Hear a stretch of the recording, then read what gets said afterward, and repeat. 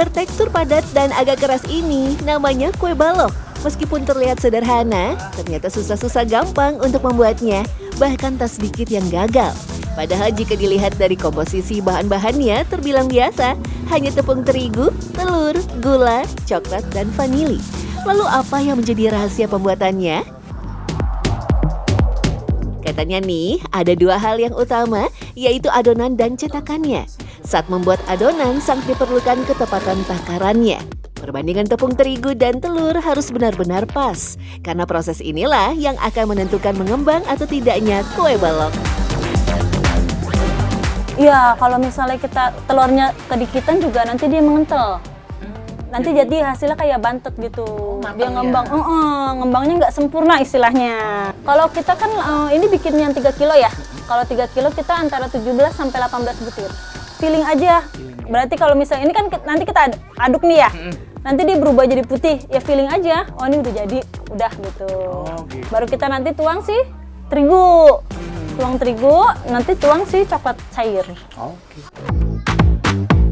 Adonan kue balok tidak boleh terlalu encer atau terlalu kental. Selain itu, harus diperhatikan juga teknik mengaduk adonannya.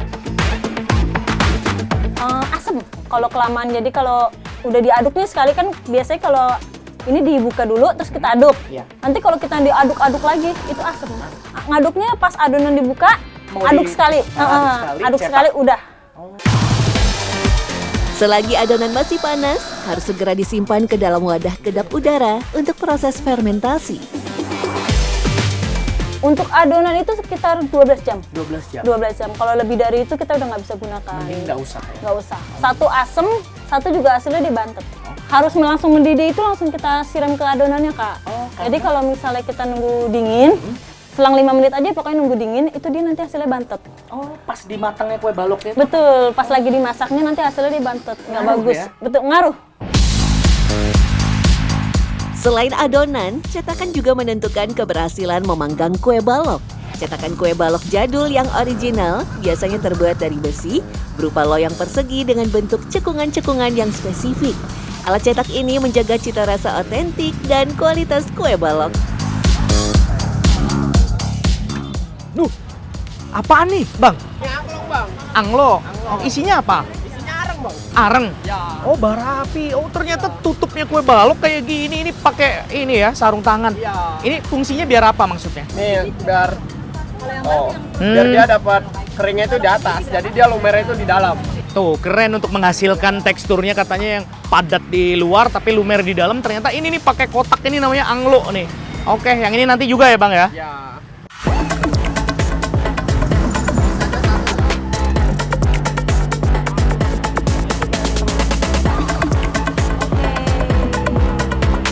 Untuk masak ini sih nggak lama-lama dia. Nggak lama-lama. 2-3 menitan itu langsung diangkat. Standarnya 2 2 sampai 3 menit. aja. Kalau lebih kenapa? Kalau lebih nanti dia matang. Nggak ada lumernya sama sekali. Lumernya Hilang. Atau mungkin bisa juga gosong ya? Atasnya. Kue balok disebut-sebut berasal dari Garut dan berkembang di Bandung. Namun sumber lain mengatakan kue balok berasal dari Priangan, Bandung. Siapa sangka kue balok yang jadi jajanan tradisional khas Bandung sejak tahun 1950-an adalah warisan kolonial Belanda di wilayah Pasundan. Kue ini dulunya bernama onbijkoek. Saat itu, kue balok merupakan kudapan kegemaran para bangsawan Belanda karena teksturnya padat dan cepat membuat kenyang. Kue balok mulai dikenal oleh masyarakat pribumi yang kemudian menjualnya di pinggir jalan hingga menjadi jajanan favorit masyarakat Bandung. Sejak awal dibuat, kue balok sudah menggunakan cetakan loyang persegi yang dipanggang di atas anglo besi berbentuk kotak. Hasilnya kue berbentuk balok kayu. Itulah mengapa masyarakat pribumi menyebutnya kue balok.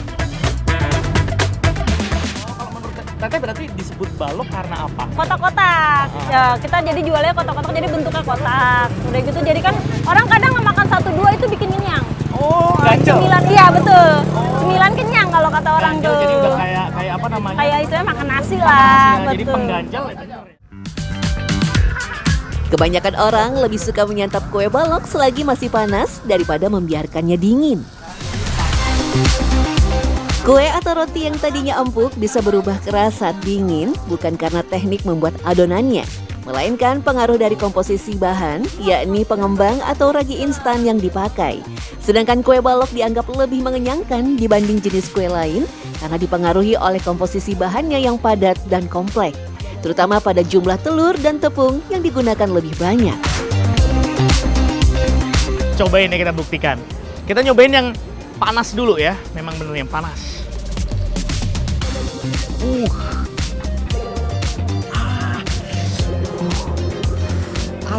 Panas.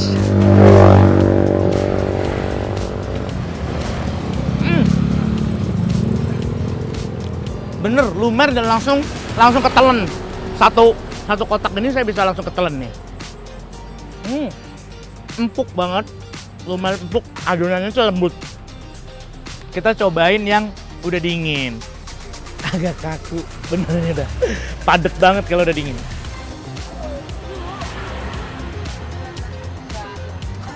Seret.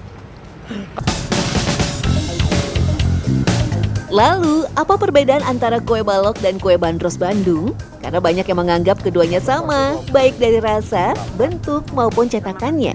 Penasaran? Kami menemui penjual kue bandros di kawasan Glodok Pecinan, Jakarta Pusat. Bapak, saya dari tadi kan kesana kesini nyari kue bandros, tapi nggak dapet kok dari tadi. Adanya kue pancong. Ada tahu nggak di mana kue bandros? Kenapa muter-muter? Ini kan bandros juga namanya. Ini pancong. Bandros juga, cuman beda nama doang.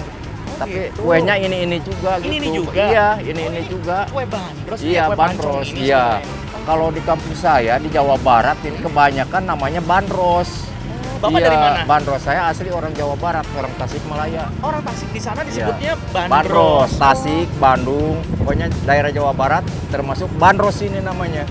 Di sini disebut Kalau pancong di sini kenapa? pancong ya berhubung ngangkatnya itu dipakai pancongan ini nih. Tapi Pak Ujang, kalau dari Iya. segi adonannya, bandros sama pancong itu sama nggak? Sama dari tepung beras sama kelapa. Tepung Kelapa beras, parut, kelapa muda diparut. Udah ya? Iya, udah. Gula pakai? Gula dipisah kalau di sini. Oh, nanti Ditabur di atasnya ditabur. Oke. Kalau di kampung saya pakai saus. Oh, pakai saus? Iya, saus. Unik ya? Iya, unik. Kalau di sini Pakai gula ditabur. Ternyata kue bandros adalah kue pancong. Perbedaannya hanya nama di daerah masing-masing. Di Jakarta disebut pancong, sedangkan bandros di Jawa Barat. Bedanya kue bandros sama pancong sama kue balok itu apa? Kalau kue balok itu bahannya itu terigu, telur, sama ya macam vanili, macam margarin pakai. Kalau ini kan enggak. Kalau ini enggak ada pengawet, enggak ada pemekar. Ini mah alami, cuman tepung beras sama kelapa, Tepung beras kelapa. sama garam. Kue balok tidak hanya populer di Bandung, tapi juga di berbagai kota lain di Indonesia. Sejarah kue balok menjadi salah satu bukti akulturasi budaya antara Belanda dan Indonesia.